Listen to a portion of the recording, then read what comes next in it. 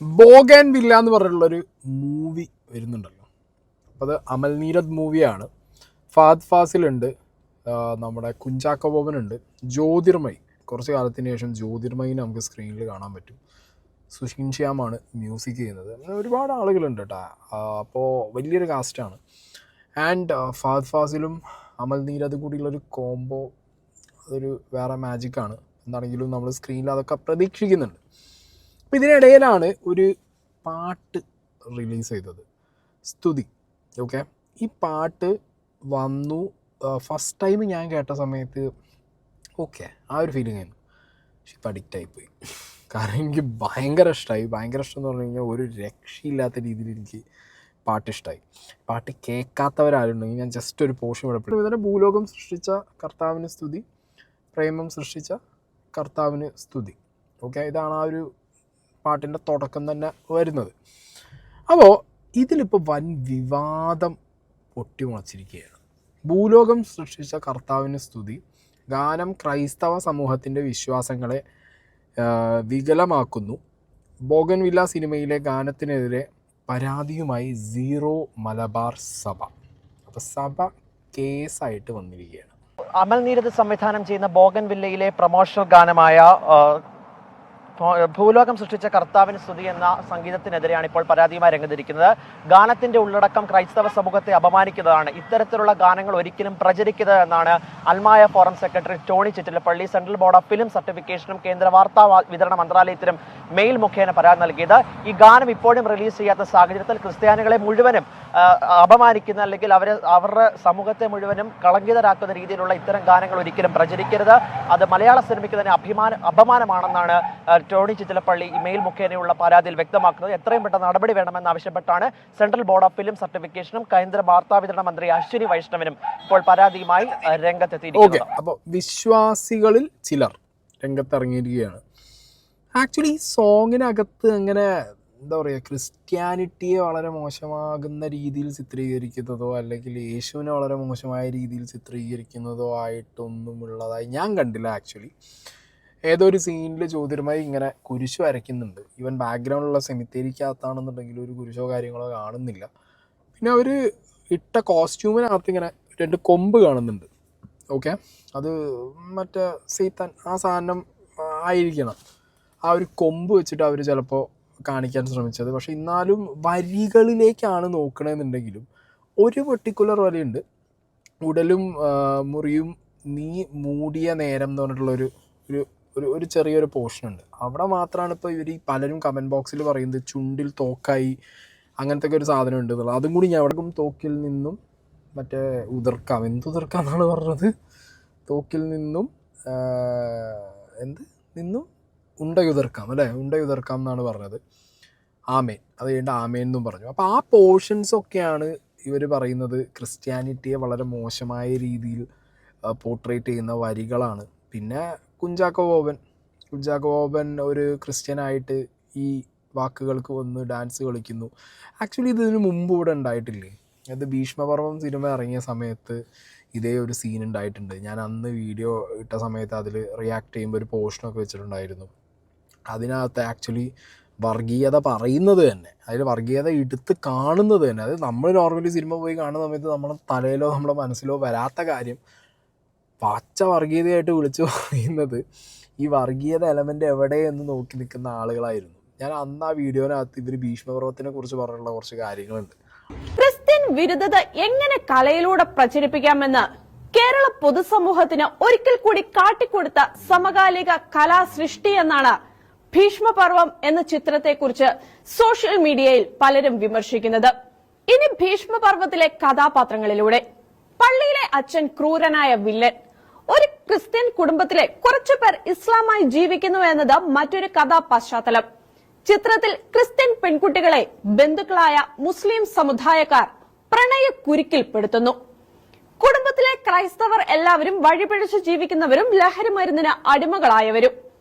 ആ കുടുംബത്തിലെ ഇസ്ലാം മതസ്ഥർ എല്ലാവരും നല്ലവരും സൽഗുണ സമ്പന്നരും സൽസ്വഭാവികളും.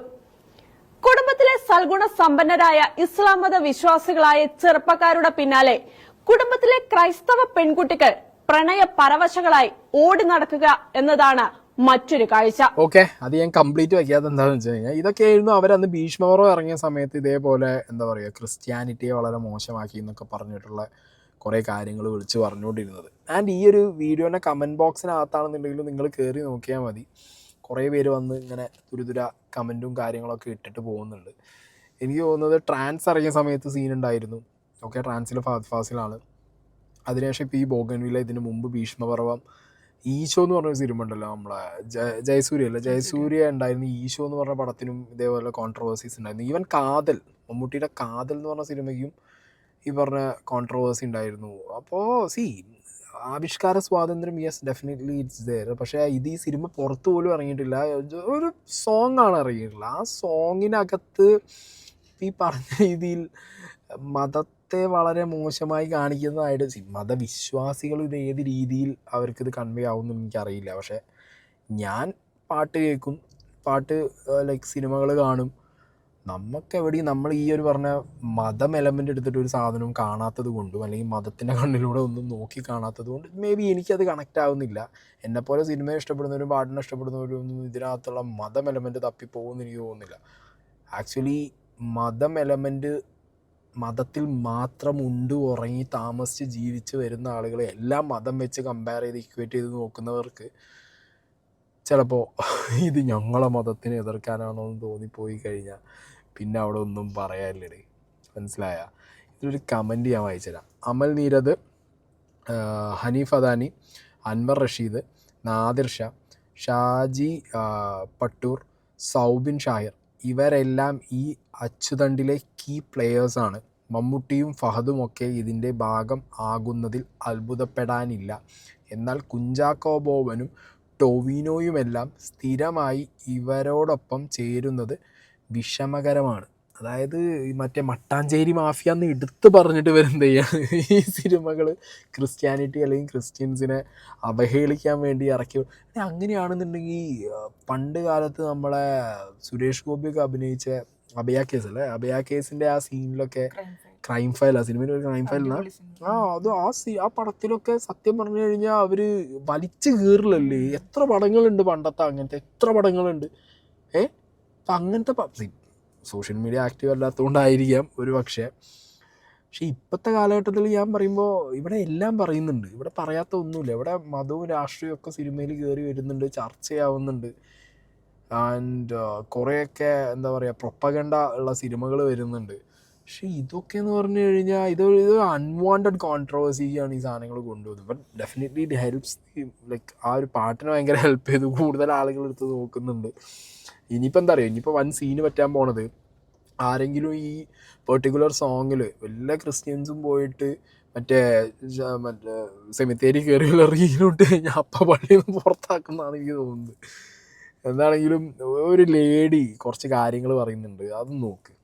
ക്രൈസ്തവ പശ്ചാത്തലത്തിലുള്ള പാശ്ചാത്യ നോവലുകളെ ആധാരമാക്കി സിനിമയെടുത്ത് അതിലെ കഥാപാത്രങ്ങൾ കൊണ്ടും ബിംബങ്ങൾ കൊണ്ടും സംഭാഷണങ്ങൾ കൊണ്ടും കടുത്ത ക്രൈസ്തവ അവഹേളനങ്ങൾ സിനിമയിലൂടെ ഒളിപ്പിച്ചു കടത്തി ക്രൈസ്തവ വിശ്വാസത്തെയും ക്രൈസ്തവരെയും നിരന്തരമായി അവഹേളിക്കുന്നതിൽ വിദഗ്ധനാണ് അമൽ നീരദ് എന്ന സംവിധായകൻ.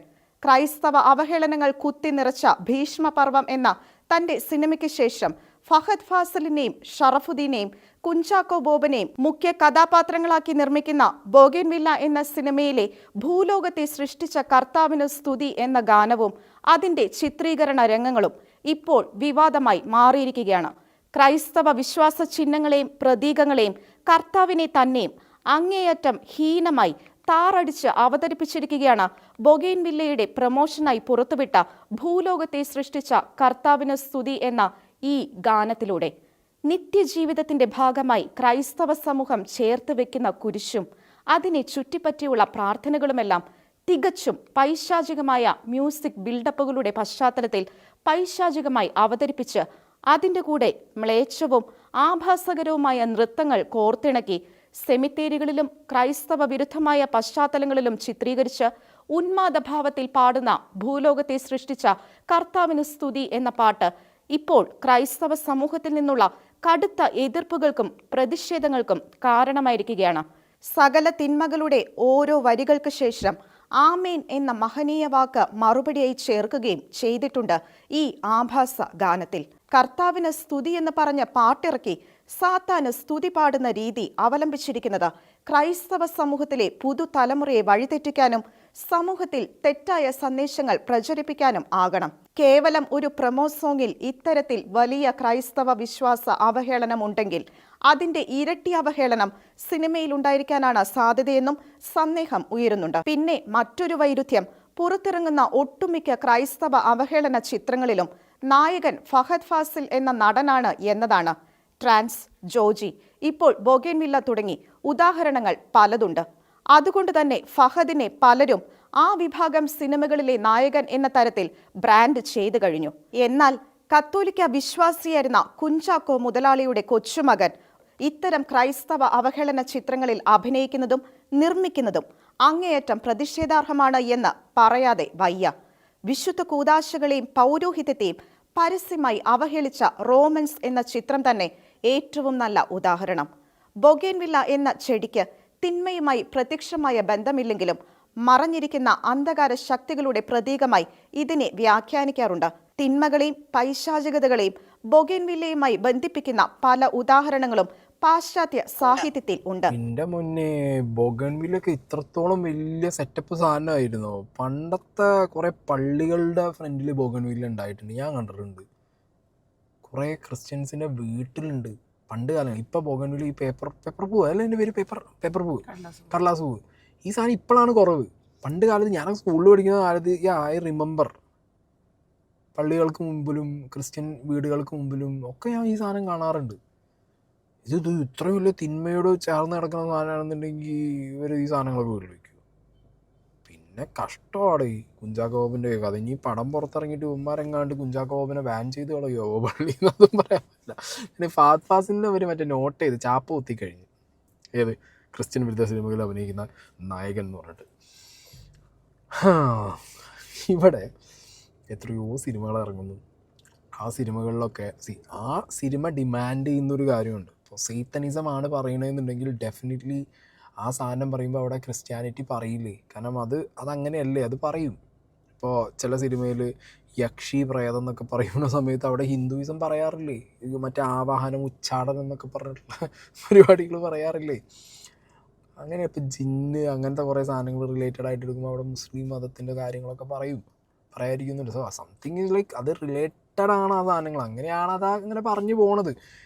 ഇതിനു മുമ്പ് ഇഷ്ടംപോലെ സിനിമകൾ വന്നിട്ട് റെയിൻ കം അഗെയിൻ, ആ ഒരു സിനിമ, അത് സൈത്തനിസം ക്രിസ്ത്യൻ ബാക്ക്ഗ്രൗണ്ടിൽ അങ്ങനെയല്ലേ ആ സാധനമൊക്കെ പറഞ്ഞിട്ട് പോണേ. ഇതിപ്പോൾ ഇതിൻ്റെ എന്താണ് സിനിമയുടെ കഥ എന്ന് പോലും നമുക്ക് വലിയ പിടുത്തമൊന്നുമില്ല. വൺ ലൈൻ എങ്ങാണ്ട് മറ്റേ ബുക്ക് മൈ ഷോയിൽ കിടക്കുന്നുണ്ട് തോന്നുന്നുണ്ട്. പക്ഷേ ഇതൊരു ത്രില്ലർ സിനിമയായിരിക്കും. അല്ലാതെ ഇവർ ഈ പറയുന്ന പോലെ ഒന്നാകെ യേശുവിനെ വലിച്ചു കയറിയിട്ടും ക്രിസ്ത്യൻ ആചാരങ്ങളെ വലിച്ച് ആ ഒരു വഴിയില്ല. ഓക്കെ, പിന്നെയെന്ന് പറഞ്ഞു കഴിഞ്ഞാൽ സിനിമ കാണുന്നു, നമുക്കത് ഇഷ്ടപ്പെടും. നമ്മളാരും ഇത് ഒരു വികാരം മൂത്തെടുക്കാറൊന്നുമില്ല. എനിക്കറിയില്ല കേട്ടോ മലയാളികൾ അങ്ങനെ എടുത്തു തുടങ്ങിയിട്ടുണ്ടോ എന്നുള്ളത്. ഇല്ലയെന്നാണ് എൻ്റെ ഒരു അറിവ്. മെജോറിറ്റി ആളുകളും പടം നല്ലതാണോ ഇഷ്ടപ്പെടും, അവർ പോകും. അതിനകത്തുള്ള മതം എലമെൻ്റ് ആരും അങ്ങനെ നോക്കാറില്ല. വാണ്ടഡ്ലി മതം എലമെൻറ്റ്, മതത്തിനെ വ്രണപ്പെടുത്താൻ വേണ്ടി വല്ല സിനിമ എടുക്കുകയാണെന്നുണ്ടെങ്കിൽ അത് ഡെഫിനറ്റ്ലി എന്ത് ചെയ്യും, എല്ലാവരും ഒറ്റക്കെട്ടായിട്ട്. അതിപ്പോൾ ക്രിസ്ത്യൻസിനെ അവഹേളിക്കാനും അവരെ വാണ്ടഡ്ലി കുത്താനും വേണ്ടിയിട്ടൊരു സിനിമ ഇറക്കിയ ഹിന്ദുക്കളും ബാക്കിയുള്ള നാട്ടുകാരോടും ഉണ്ടായിരിക്കുമോ?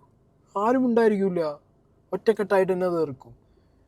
ഇതൊരു പാട്ട് വന്നപ്പോഴത്തേക്ക് ഇത്രത്തോളം ഞാനോ ലൈക്ക് അതെന്താ പറയുക, ചിലപ്പോൾ ഒരു ഡിഫെൻസീവ് മെൻറ്റാലിറ്റി വന്നു തുടങ്ങിയിട്ടുണ്ടാവും ഒരു കൂട്ടം മതവിശ്വാസികൾക്കിടയിൽ. നമ്മളെന്തോ എല്ലാവരും ടാർഗറ്റ് ചെയ്യുകയാണ്, നമ്മളെന്തോ എല്ലാവരും മോശക്കാരായിട്ട് ചിത്രീകരിക്കാൻ ശ്രമിക്കുകയാണെന്നുള്ളൊരു കൈൻഡ് ഓഫ് സാധനം മനസ്സിൽ കയറി കഴിഞ്ഞാൽ പിന്നെ ഇങ്ങനെയാണ്.